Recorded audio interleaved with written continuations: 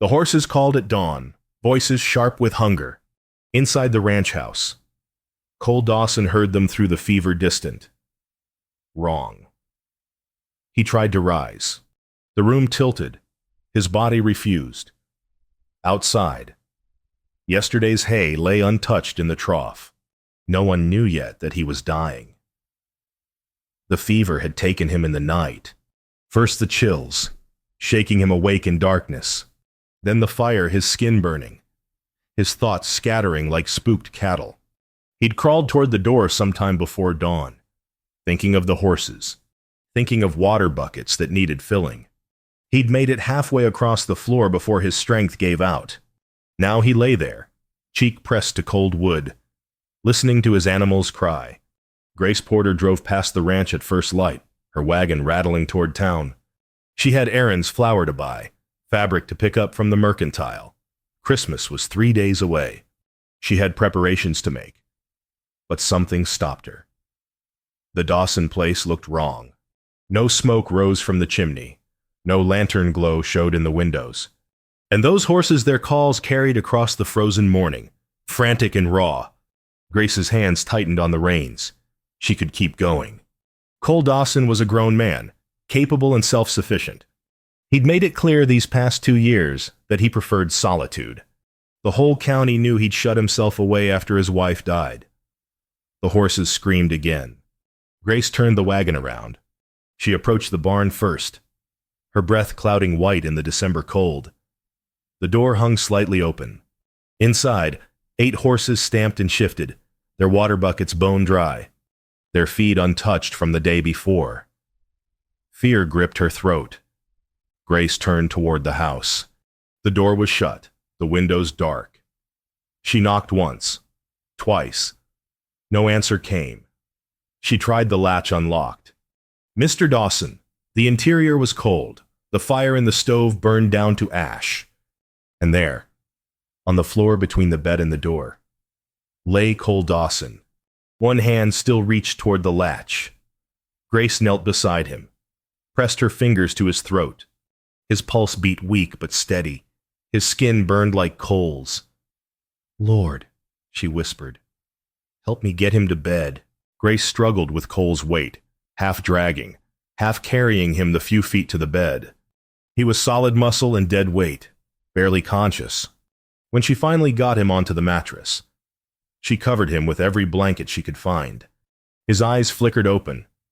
For a moment, confusion clouded his face, then recognition, followed by something like shame.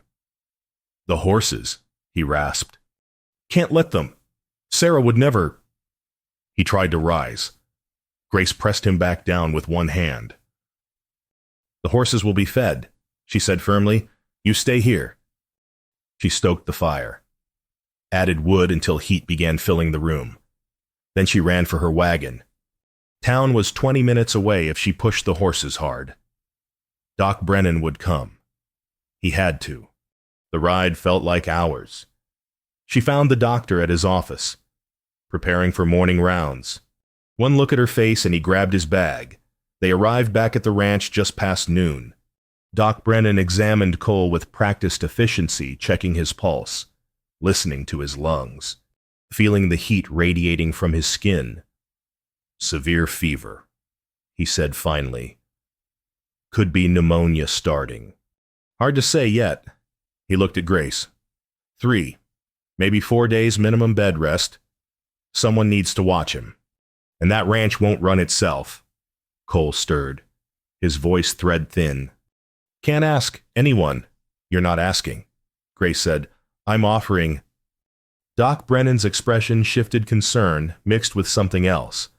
Understanding. Maybe, or warning. "Mrs. Porter," he said carefully. "He needs watching day and night. Those horses need feeding twice daily. Water. Stalls mucked. That's a considerable undertaking." "I know how to feed horses, Doc."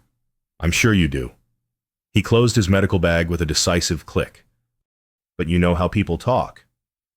Grace met his eyes. "Let them.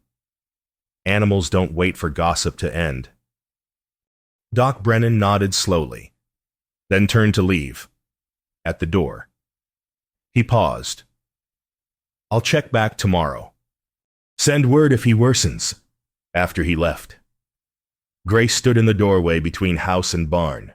8 horses watched her with large, pleading eyes behind her. Cole lay helpless in fevered sleep. She looked down the road toward her own cabin, small and empty on the horizon. Then she looked at the pitchfork leaning against the barn wall. A cowboy judges a man by his horse. Her father used to say, "Healthy stock means a keeper." Grace picked up the pitchfork. The choice was made. Grace fed the horses as the sun bled red through winter clouds. They ate like starved things, grateful, urgent. She filled their water buckets from the pump, her hands aching with cold. Each movement felt purposeful, necessary. Through the barn door, she could see lamplight glowing in distant farmhouses. Families preparing for Christmas. Mothers baking. Children laughing. Fathers bringing in wood for fires that would burn through the holy night. She was here.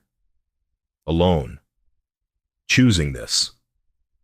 When the horses were settled, Grace returned to the house. Cole lay exactly as she'd left him, tangled in blankets, his face flushed with fever. She changed the cool cloth on his forehead, added wood to the fire, checked his pulse. His breathing was rough but steady as she worked. Memories surfaced unbidden. Her own husband, dead 4 years now. That first terrible winter of widowhood when the cold had seemed to reach inside her chest and freeze her. Heart solid. She'd thought she might die of loneliness. But the town had carried her. Martha Doyle had brought soup every Sunday. Ruth Barrett had mended her fence without asking. Doc Brennan had refused payment for tending her when she'd caught pneumonia that February. They'd surrounded her with quiet, practical mercy until she could stand again. She'd learned something then. Something the preacher never quite said in church: mercy can't be repaid backward. It can only be passed forward. Cole muttered in his sleep. Sarah? 2 winters? Couldn't save her? Grace understood. He'd lost his wife, just as she'd lost her husband, but where she'd let the town help her. He'd chosen isolation, built walls where she'd opened doors. Easier alone, maybe safer. No risk of owing anyone, but also no life, just existence. The next morning, December 23rd, Grace returned at dawn. The horses nickered in recognition. She fed them, cleaned stalls, checked water, established a rhythm that felt almost natural. When she entered the house to check on Cole, she found him barely conscious but aware. His eyes followed her as she moved around the room. "Why?" His voice was cracked, barely audible. Grace brought him water, helped him drink. "Because you needed help. Don't know me. I know your horses were hungry," she said simply. "That's enough." She left before he could argue. On the road back to her cabin, a buggy slowed. Martha Doyle and Ruth Barrett, watching with sharp eyes. They didn't stop, didn't wave, just looked. Grace felt their judgment like cold wind. That evening, she returned for the second feeding. Another buggy had slowed that afternoon, Edith read, peering toward the house with undisguised curiosity. By tomorrow, the whole town would know. Grace stood at Cole's window, watching lamplight in distant homes. She could stop now. One day of mercy given. Conscience satisfied. Someone else could take over a hired man, a neighbor, anyone but her. Through the glass, she saw her own reflection. A widow, 34 years old, still young enough for judgment to sting. Still vulnerable to whispers about propriety and appearances. She walked back to the barn and lit the lamp. Inside, Cole watched from his bed as her light moved through the darkness, steady, faithful, returning. For the first time in 2 years, he didn't feel entirely alone, and for the first time in longer than that. He was afraid of what that feeling meant. By the 4th morning, Grace knew the horses by name. The bay mare with the white star Bella, the old gelding who nickered softly whenever she entered Sam, the young stallion still full of fire dancer. Cole had named them the way you name family, with care and attention to who they were. Now she fed them like they were hers. The routine had become familiar. Dawn feeding, check Cole's fever, clean stalls. Midday bring soup if he could eat. Tend the fire. Change his blankets when sweat soaked them through. Evening feeding, final check. Then the long, cold ride back to her own cabin. She was exhausted. She didn't stop. That morning. Cole was lucid, truly awake for the first time in days. He watched through the window as Grace carried fresh hay to the barn, her breath clouding white, her movements efficient and practiced. When she came inside, he tried to speak. "Why are you doing this?" Grace hung her coat on the peg by the door. "Because it needs doing." "That's not an answer." She met his eyes. "It's the only one I have." He had no response to such plain truth. What could you say to someone who showed up every morning simply because mercy required it? Thank you felt insufficient. Stop felt ungrateful. So he said nothing at all. That afternoon, Ruth Barrett arrived with Christmas cookies wrapped in cloth. She found Grace in the barn, mucking stalls. "My goodness, Mrs. Porter," Ruth said, her voice sweet as honey over thorns. "You've taken on quite a burden." "The work needs doing," Grace replied. Surely Doc Brennan could arrange for a hired man, or perhaps one of the younger boys from town. Ruth's smile was sharp. "It seems hardly appropriate for a woman of your situation." Grace leaned on the pitchfork. "The horses can't wait for arrangements. Mrs. Barrett, they eat twice daily whether it's appropriate or not." Ruth's expression tightened. "I only mean that people will talk. Dear, they already are." "Let them," Grace said quietly. "I've survived worse than gossip." After Ruth left, Grace sat on a hay bale, suddenly exhausted. Not from the work, from the weight of knowing what this cost. Her reputation, carefully rebuilt over 4 years of careful widowhood, was being shredded with each visit. That evening, Cole overheard her responding to yet another concerned visitor through the window. When Grace came inside to check his fever, he said, "You should stop coming." She paused, cloth in hand. "Why, some people are talking." "I know." "It bothers you?" "Yes." Grace wrung out the cloth, placed it on his forehead. "But it doesn't stop me." "Why not?" She looked at him then, really looked, saw the guilt in his eyes, the shame at being the cause of her trouble. Because doing the right thing costs sometimes. That's what makes it right. Cole closed his eyes. "I'm not worth this." "That's not your decision to make," Grace said. "It's mine. And I've made it." After she left that night, Cole lay awake watching lamplight flicker on the ceiling.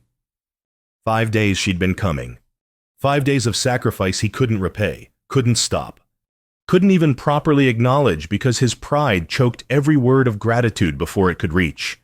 His tongue. "There's 2 kinds of folks," his father used to say. "Those who help when it's easy, and those who help when it costs." The second kind built this territory. Grace Porter was the second kind, and Cole Dawson had no idea what to do about that. The 6th morning, Cole tried to walk. He made it 3 steps from the bed before his legs buckled. Grace caught him, his weight sudden, solid, real. For a breath they stood frozen, his arm around her shoulders, her hands steadying his ribs. Neither spoke. Then Grace helped him back to bed, and the moment passed. But something had shifted in that brief contact. An awareness, fragile as new ice. Cole sat on the bed's edge, breathing hard. "I'm useless." "You're healing," Grace corrected. "I can't even walk across my own room." His voice carried 2 years of accumulated bitterness. "After Sarah died, I told myself I'd never need anyone again. Seemed easier that way. Safer." He gestured at his helpless body. "Look at me now." Grace sat in the chair beside the bed. When my husband died, I tried that too. Being alone. Being strong. She folded her hands in her lap. Nearly killed me that first winter, if the town hadn't helped. But they did. They did. Grace agreed. Martha brought soup. Ruth mended my fence. Doc Brennan sat with me when the pneumonia got bad. I kept trying to thank them, to repay them somehow. She smiled slightly. Martha finally told me, child, you can't repay mercy backward. You can only pass it forward. Cole absorbed this. So I'm the forward. You're the person who needs it now. Grace met his eyes. Someday you'll pass it to someone else. That's how it works. That's how we survive out here. Through the window. Afternoon light slanted gold across snow. Cole watched Grace's profile, backlit and patient. She wasn't beautiful in the conventional sense, her features too strong, her hands too work-worn. But something in her steadiness drew him like warmth draws cold. The town thinks we're... He couldn't finish. I know what they think. Doesn't it bother you? Of course it bothers me. Grace stood, moved to tend the fire. But bothered isn't the same as wrong. I know what I'm doing and why. Let them think what they want. That evening, Grace lit the lamp in Cole's room, then walked to the barn to light another there. Cole watched from his bed as her silhouette moved through darkness, lamplight following like a benediction. She wasn't just saving his ranch. She was teaching him what home felt like. When she returned to collect her coat, Cole said, Grace. She paused, one hand on the door. Thank you. The words felt inadequate, too small for what he meant. For everything. Grace's expression softened. You're welcome. After she left, Cole noticed her scarf still draped over the chair. He reached for its soft wool, worn at the edges, carrying the faint scent of lamp oil and hay and something indefinably her. He pressed it to his face and let himself feel what he'd been trying not to feel since the fourth morning. Hope. Tomorrow was Christmas Eve. He needed to be strong enough to tell her that she'd become necessary. That the thought of her stopping these visits felt like losing something he'd only just found. He didn't have words for it yet. Just the certainty that if she walked away now, the silence would be worse than the fever.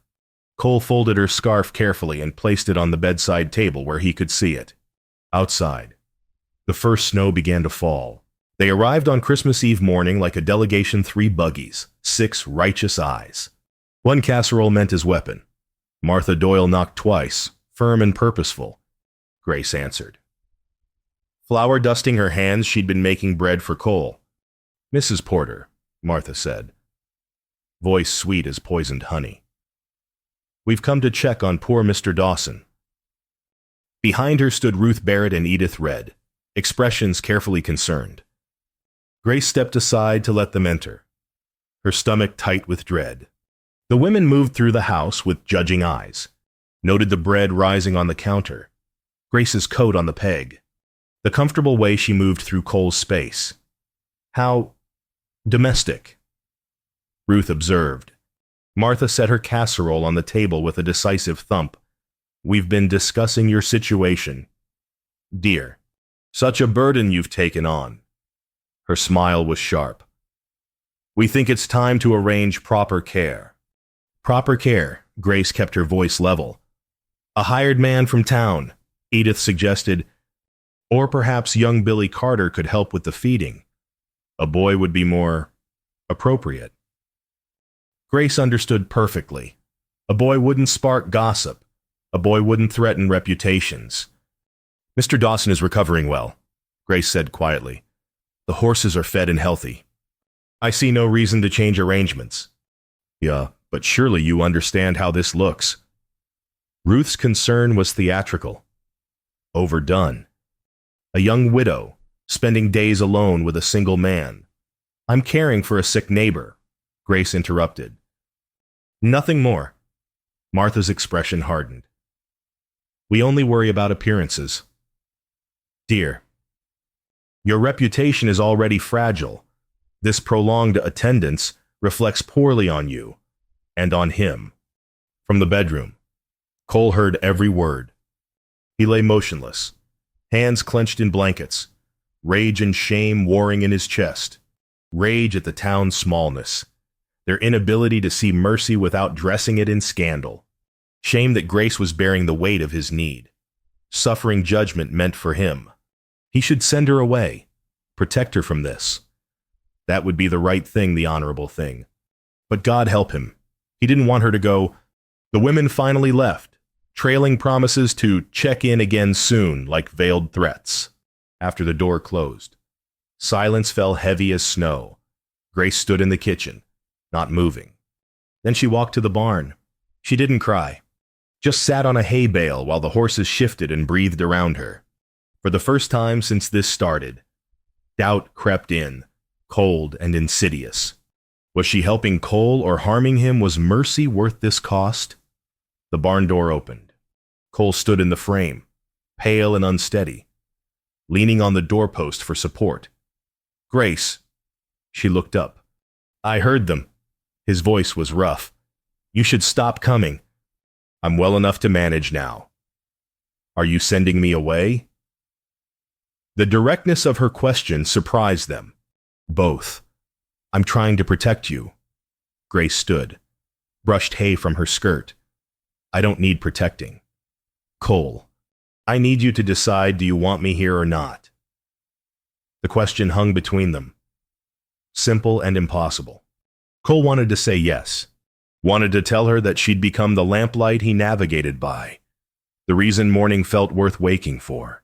But saying yes meant admitting need. Meant vulnerability beyond physical weakness. Meant risking the very thing he'd sworn never to risk again. His silence stretched too long. Grace read it as answer. She nodded slowly, something in her expression closing off. I'll come tomorrow to make sure you can manage the morning feeding. After that, I'll stop. She walked past him, collected her coat, left without another word. Cole stood alone in the barn, surrounded by horses she'd saved, breathing air still warm with her presence. He'd just failed the only test that mattered, and he had no idea how to fix it. Christmas Eve morning broke cold and still. Cole fed his horses alone, struggled with hay bales that felt twice as heavy as they should, water buckets that seemed to fight his grip, but he managed. His body obeyed, however grudgingly. Physical victory tasted like ashes. The barn felt vast and empty without Grace's lamplight, her quiet humming, her steady presence that had become as necessary as breathing. Cole finished the feeding and returned to the house, sat at the empty table, listened to silence press against his ears. He'd chosen this. Chosen pride's familiar prison over Grace's terrifying freedom. She'd asked one simple question. Do you want me here? And he'd given her nothing. Not yes. Not no. Just cowardly silence. A man's true measure isn't how tall he rides. His father used to say, it's whether he can kneel when truth requires it. Cole had spent 2 years standing alone. Time to learn kneeling. At her cabin, Grace prepared for Christmas with mechanical efficiency. Swept floors, dusted shelves, set out the few decorations she owned. She didn't regret helping. Cole would do it again without hesitation. Mercy given was never wasted, even when it cost everything. But she grieved what might have been, if he'd chosen courage over fear, if he'd answered her question with honesty instead of silence, if he'd wanted her presence as much as she'd grown to want his. A knock interrupted her thoughts. Willa Mae stood on the porch, holding a basket of cookies. The girl was 10, orphaned last spring, living now with Martha Doyle. Her eyes were too old for her face. Mama Ruth said I should bring these. Willa Mae offered the basket, then noticed Grace's expression. You're sad. Grace tried to smile. Just tired, sweetheart. You miss the horses. The question was innocent, perceptive. Yes, Grace admitted. I miss the horses. Willa Mae stepped inside without invitation, set the cookies on the table. Mama Ruth says you got talked about for helping Mr. Dawson. Says it wasn't proper. The girl met Grace's eyes. But my mama, before my real mama, she said you did what Jesus would do. Fed hungry things, cared for sick people. That's what Christmas is, she said. Grace's throat tightened. Your mama was right. Then why are people mean about it? Because sometimes people forget what matters. Grace knelt to Willa May's height. But that doesn't make mercy wrong. Remember that. After Willa May left, Grace sat with the child's words echoing in her mind. Fed hungry things. That's what Christmas is. She'd done what was right. Whatever came next. She could live with that. Evening fell. Grace prepared for church service, though she dreaded facing the town. But Christmas Eve was Christmas Eve. Some traditions held even when your heart was breaking. At the ranch, Cole made his decision. He sat in gathering darkness, holding Grace's forgotten scarf, and felt the dam break. Not tears, something deeper. Certainty that burned away every excuse, every fear, every careful reason for staying safe. Some gifts demanded public receiving. Some truths required witnesses. Cole saddled his horse first time since the fever. His body protested but obeyed. He rode slowly toward town through Christmas Eve dusk, through the first falling snow, not to Grace's cabin, to the church. He dismounted outside the white building, its windows glowing warm. Through the glass he saw families gathering, heard the opening notes of Silent Night. Saw Martha Doyle and Ruth Barrett in their usual pew. Saw Grace standing apart, holding Willa May's hand, her face composed but sad. Cole tied his horse to the rail, stood in the snow, breathing clouds of white. His hands shook not from fever but from what he was about to do. The longest ride isn't across the territory. His father used to say, it's from pride to honesty. Cole straightened his shoulders and walked toward the church door, toward the hardest mercy public truth.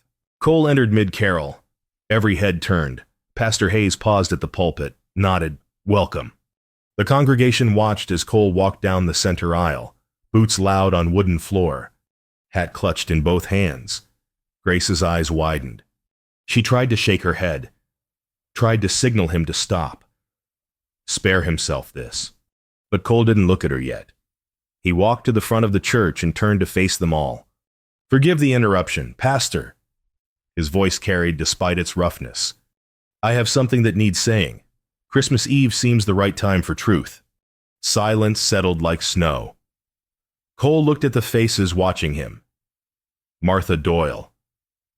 Lips pressed thin. Ruth Barrett. Curious and wary.